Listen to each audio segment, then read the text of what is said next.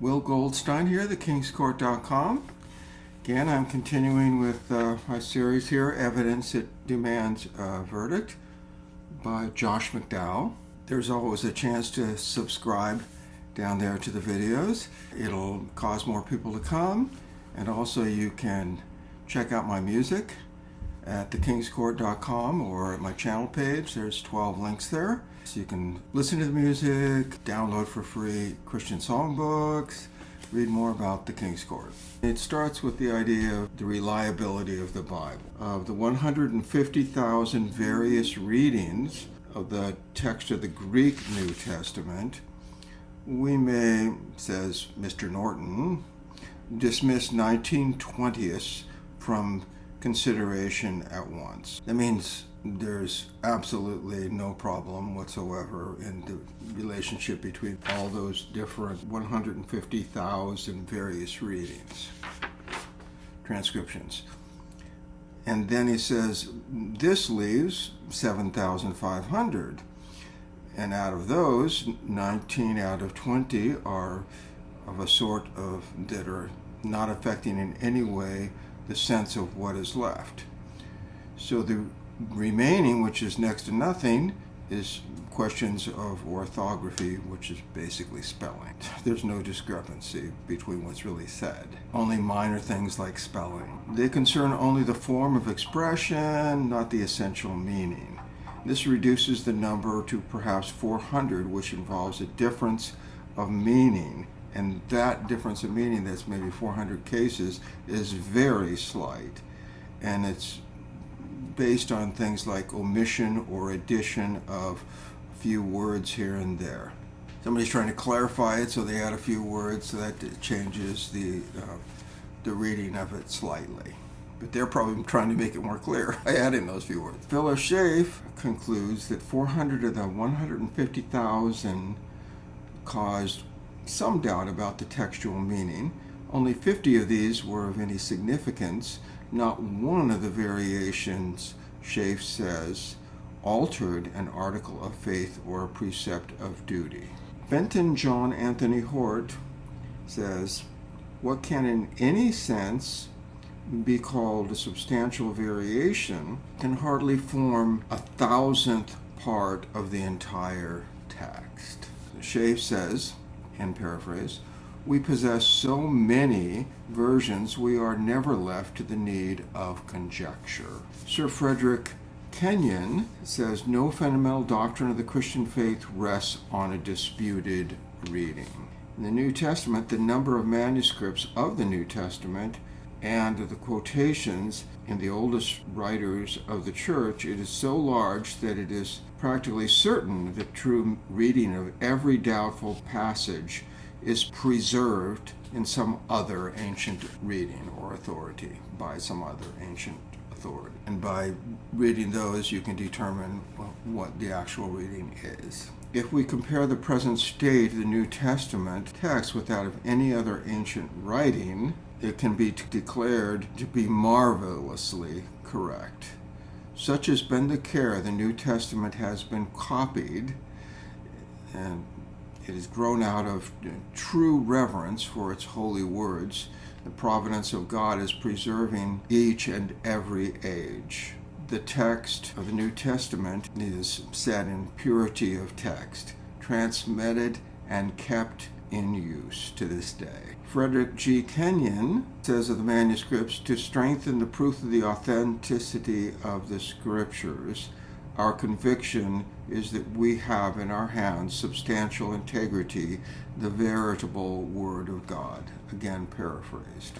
It's too long to read it all. I wouldn't be able to do this video. There are some 8,000 manuscripts referring to the Latin Vulgate, and much of the New Testament can be reproduced from the quotations of early Christian writers. If they lost the ancient manuscripts, there have been so many quotations from so many writers over the centuries. He basically said that this New Testament can be reproduced from those quotations. The books of the New Testament were written in the latter part of the first century.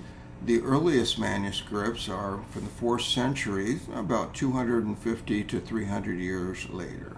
There are factors that help determine the age of these ancient manuscripts. And things to consider, or have been considered, are the materials, the letter size and forms, the punctuation, the text divisions, the ornamentation, the color of the ink, the texture and color of the parchment. Those are used to partially to determine how old these MSS or manuscripts are.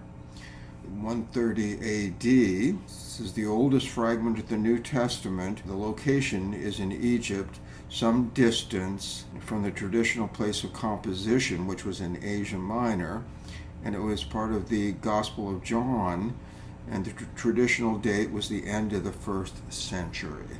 200 AD, there contains papyrus codices containing major portions of the New Testament. Bodmer Papyrus II, 150 to 200 AD, in the Bodmer Library of World Literature contains most of John. The Harmony of the Gospels was done by Tatian about 160 AD. Tatian composed a combination and collection of the Gospels. He named these the Diatessaron. Tatian was an Assyrian Christian, and he was the first to compose this harmony of the Gospels. So there are other titles of these ancient manuscripts. That's what this part is about. The Codex Vaticanus in 325 AD, the Codex Alexandrinus, 400 AD, the Codex Ephraimi, 400 AD, Codex Bezae, 400 AD, Codex Washingtonensis, 450 to 500 AD, Codex Claromontanus, 500s AD. F. Bruce says, there is no body of ancient literature in the world which enjoys such a wealth of good textual attestation as the New Testament. Only 400 words, and that's about 40 lines, of the New Testament are somewhat in doubt. 0.5% of the New Testament. The earliest versions of the New Testament were prepared by the missionaries, and they assisted in the Christian faith for their people, and their tongue was Syriac, Latin, or Coptic. Syriac and Latin versions of the New Testament were made around 150 AD. The manuscripts were referred to as MSS. You have two variants from the original text in 150 AD. Then came the Latin version, which was in 300 to 400 AD. And then you have the Syriac version, which was 150 to 250 AD. And then you have various copies from both of those. There are more than 9,000 existing copies of early versions. So again, you have the Syriac, the Latin, the Coptic, or Egyptian versions. And there's other versions as well. J. Harold Greenbay says, quotations of the scripture and the works of Christians are so extensive that the New Testament could be reconstructed from them without the use of New Testament manuscripts. Clement of Rome, who lived around AD 95, one of our founding fathers after the apostles all died. Origen calls Clement a disciple of the apostles, so he had direct contact with the apostles. Clement did. That was said by Origen in his book De Principis, Book 2, Chapter 3. And Origen is around 300. I think he was actually a little bit before that, 250 or something around there. Was one of our founding fathers as well. Origen was based out of Alexandria. Tertullian, when he was writing in Against Heresies, writes that Clement was appointed by Peter. So that's a pretty strong connection right there, Clement, appointed by Peter. Irenaeus continues in his book Against Heresies that Clement had the preaching of the apostles still echoing in his ears and their doctrine in front of his eyes. Clement. He quotes from quite a few books: Matthew, Mark, Luke, Acts, 1 Corinthians, 1 Peter, Hebrews, Titus. Ignatius, who lived around 70 to 110, was the bishop of Antioch and was martyred. He knew well the apostles and was a disciple of Polycarp. Now, Polycarp was a disciple of John, and this we know from Jerome, who lived around 420, and he wrote the Latin Vulgate. Polycarp, again 70 to 156, was martyred at 86 years of age. He was the bishop of Smyrna and a disciple of the Apostle John, as mentioned already. Clement of Alexandria, like I said, at 150 to 212, had 2,400 quotes from the New Testament. Tertullian quotes the New Testament more than 7,000 times. 3,800 are from the Gospels. Tertullian lived 160 to 220. Hippolytus A.D. 170 to 235 has more than 1,300 references. Origen, AD 185 to 253 or 254, like I said, around 250, compiled more than 6,000 works. He lists more than 18,000 quotations from the New Testament. Eusebius, who was an ancient historian, contemporary with the Council at Nicaea, where we get the Nicene Creed, brings the total citations of the New Testament to over 36,000. The Talmudists were from 100 to 500 AD. They had an intricate system for transcribing their synagogue scrolls. So these are Jews. Authentic copy must be exemplar. The transcriber ought not in the least to deviate, not even in any word or letter, not even a vod.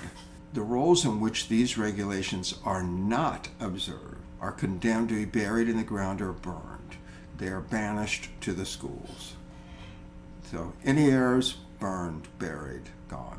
The rules and accuracies of the copyists confirms the reliability of the copies we have today. The Talmudists were convinced when they finished transcribing that they had exact duplicates.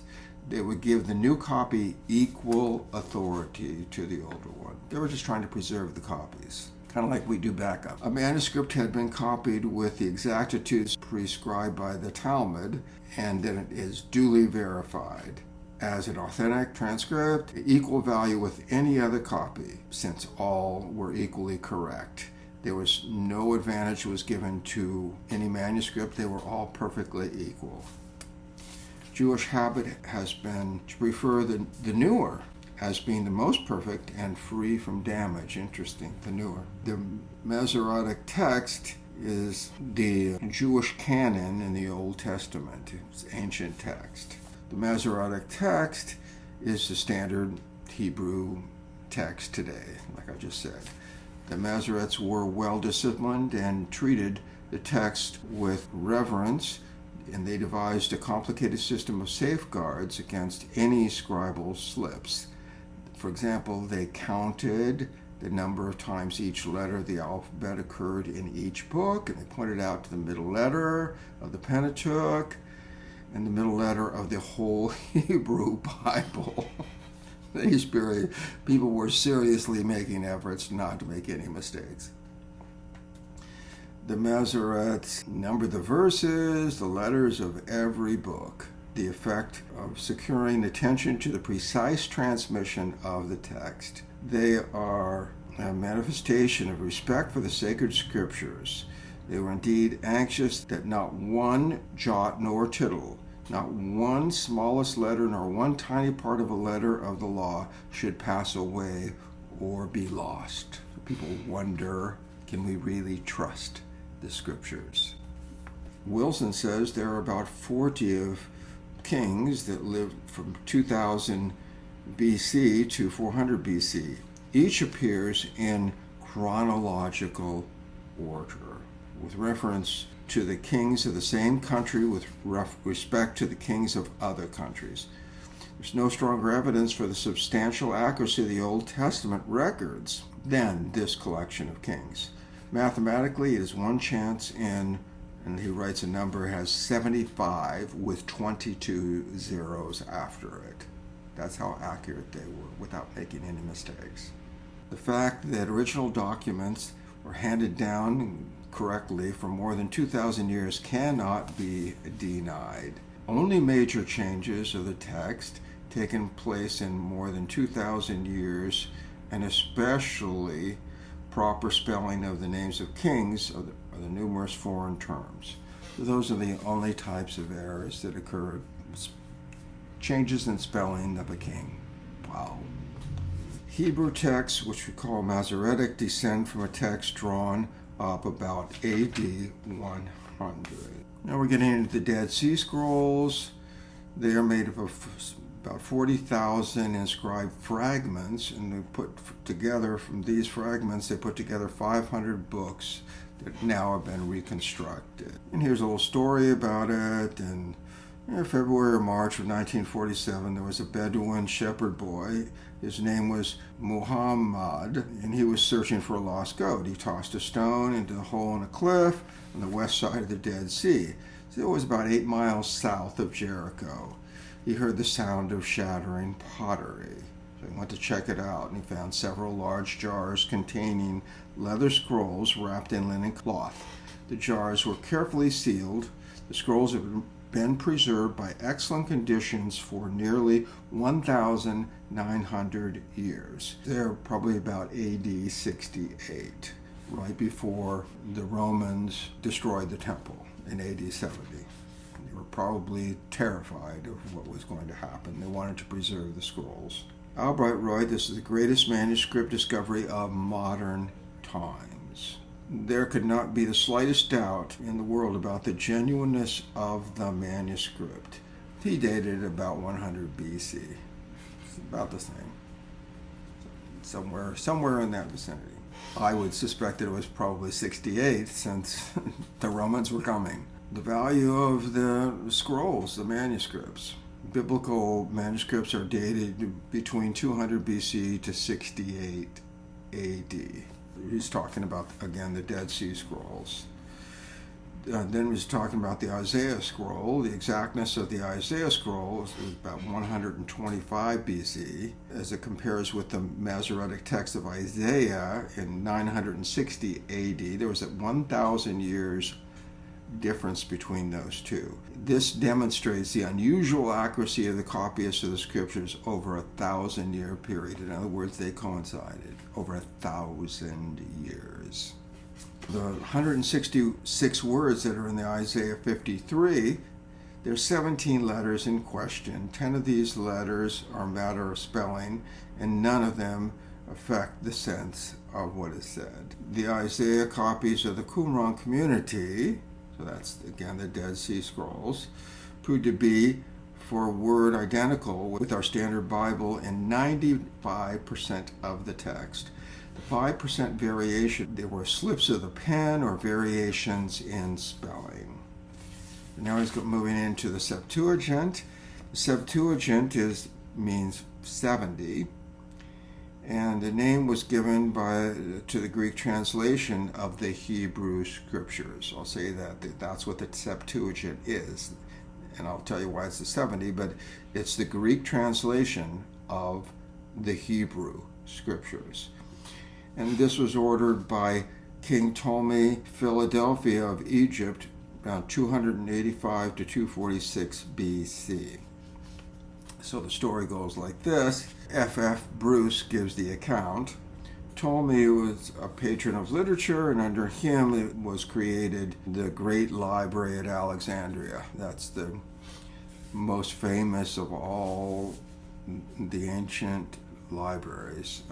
It was burned down eventually, but that would be amazing to see what was in that library. He created that, one of the world's cultural wonders, for 900 years.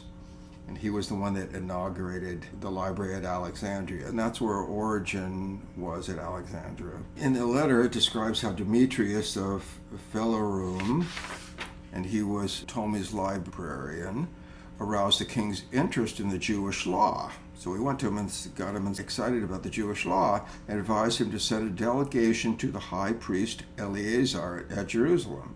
The high priest chose translators that were 6 from each of the 12 tribes of Israel and sent them to Alexandria with accurate parchment of the Torah. They took up their residence in a house on the island of Pharos, and for 72 days they completed their task of translating the Pentateuch into Greek. When examined, there was not one flaw in any of their translations. They all came up with the same translation. The scriptural citations found in the apocryphal books of Ecclesiastic give evidence that the Hebrew text is the same as the text about 300 BC. F.F. Bruce gives several reasons why the Jews lost interest in the Septuagint from the 1st century AD. The Christians adopted it as their version of the Old Testament and used it as a defense of the Christian faith. Another reason for the Jews' loss of interest in the Septuagint is the fact that AD 100 they had revised a standard text that it was established for the Hebrew Bible by Jewish scholars.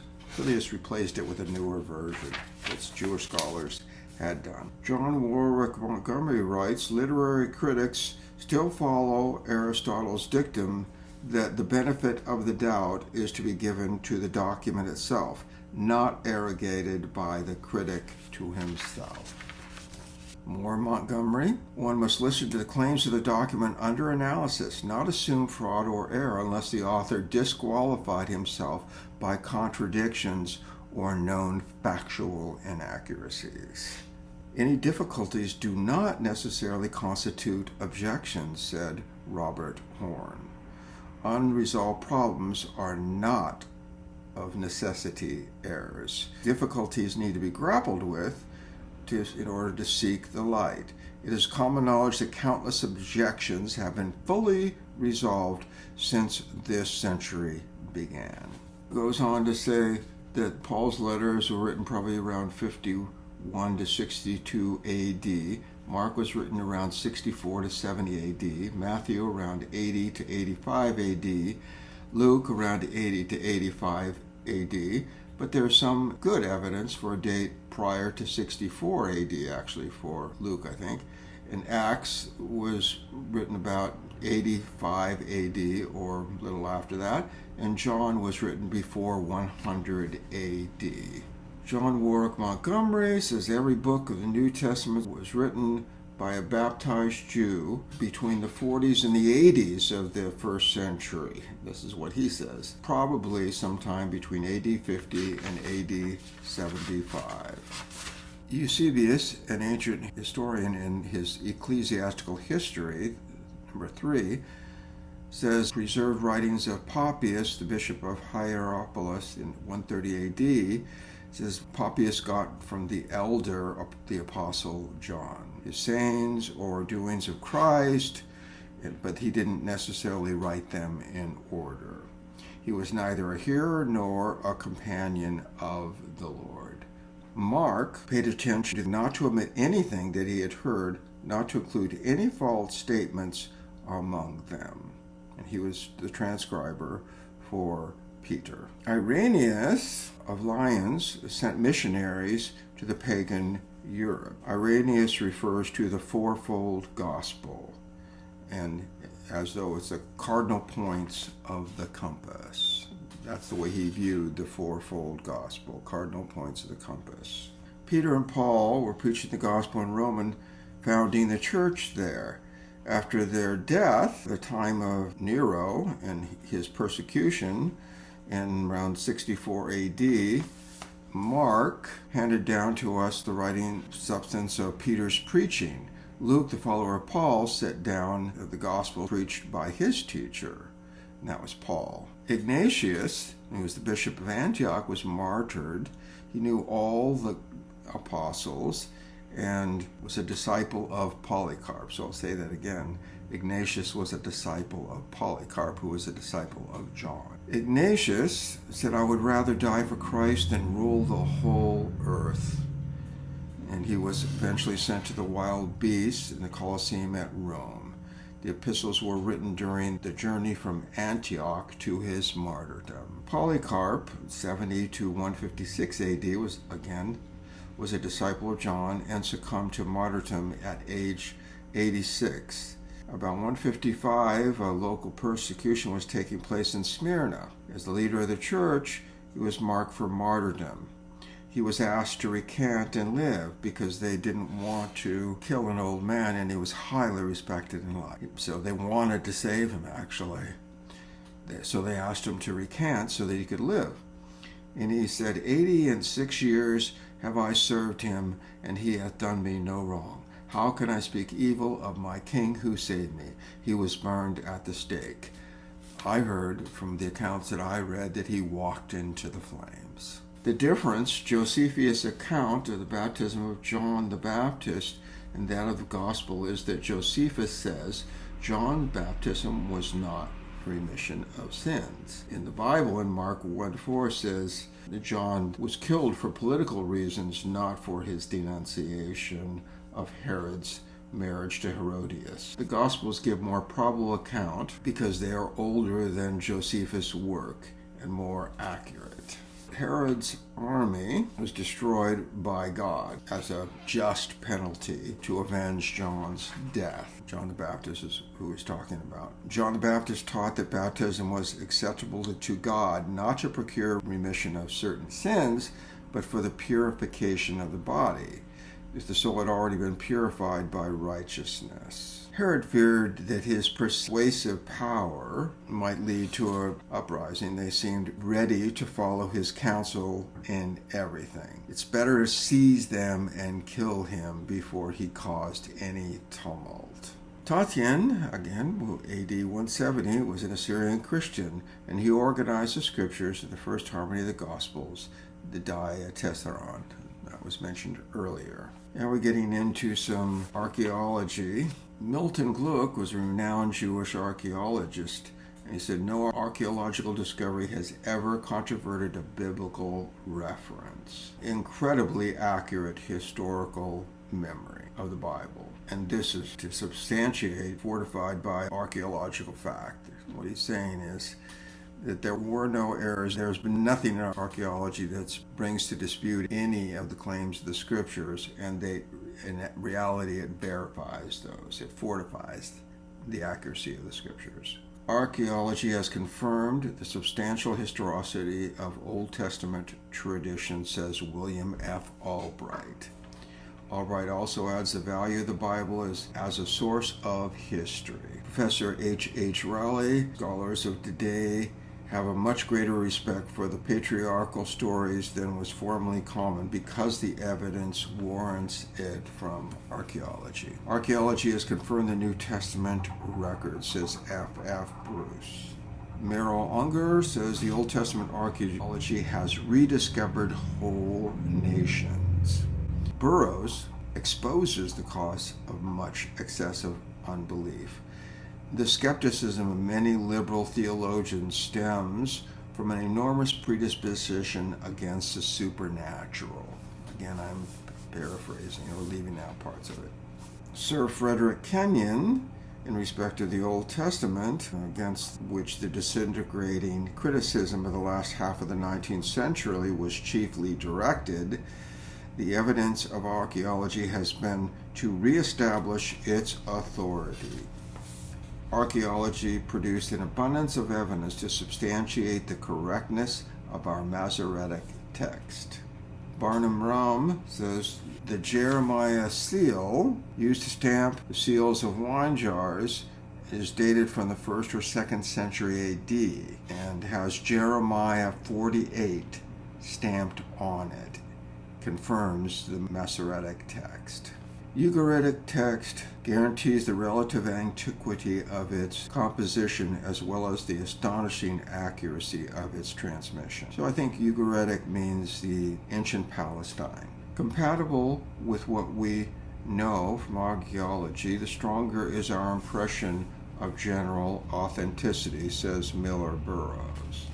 Genesis derives the ancestry of Israel from Mesopotamia, a Hebrew tradition tracing the patriarchs directly back to the Balak Valley in northwestern Mesopotamia. The evidence is based on biblical archaeological findings tracing the movement of these people out of the land of Mesopotamia. So this is where they actually came from. It's interesting, the Balak Valley in northwestern Mesopotamia. And that's the patriarch family. So we're talking about Abraham and all that. The whole earth was one language at this time. It's stated in Genesis 11:1, talking about the Tower of Babel. And after the building of the tower and its destruction, God confounded the language of the earth. Modern day philologists attest to the likelihood of the origin of the world's languages. Alfredo Trombetti says he can trace and prove the common origin of all languages. Otto Jespersen goes so far as to say that language was directly given to the first men by God. The genealogy of Abraham is historical, and the one thing certain is that he did exist. He is not mentioned in any known archaeological source, but his name appears in Babylonia as a personal name to the very period to which he belongs. Though they haven't found it in archaeology, they probably will eventually, with the work that the Jews are doing in Israel. But he's still mentioned in Babylon, of all places. Abraham is mentioned in the exact period that he lived. The empire period of Egypt's history, which is 1500 to 1200 BC, and this period is contemporary with Moses and the Exodus. And they say that between 1500 to 1400 BC. Henry M. Morris says there exists today not one unquestionable find of archaeology that proves the Bible to be in error at any point. The beginning of John the Baptist ministry was in 27 AD. If one discards the Bible as being unreliable, then he must discard almost all literature of antiquity. This is the conclusion. One problem is constantly the desire on the part of many to apply one standard or test to secular literature and another to the Bible. One needs to apply the same test whether the literature under investigation is secular or religious, says Josh McDowell.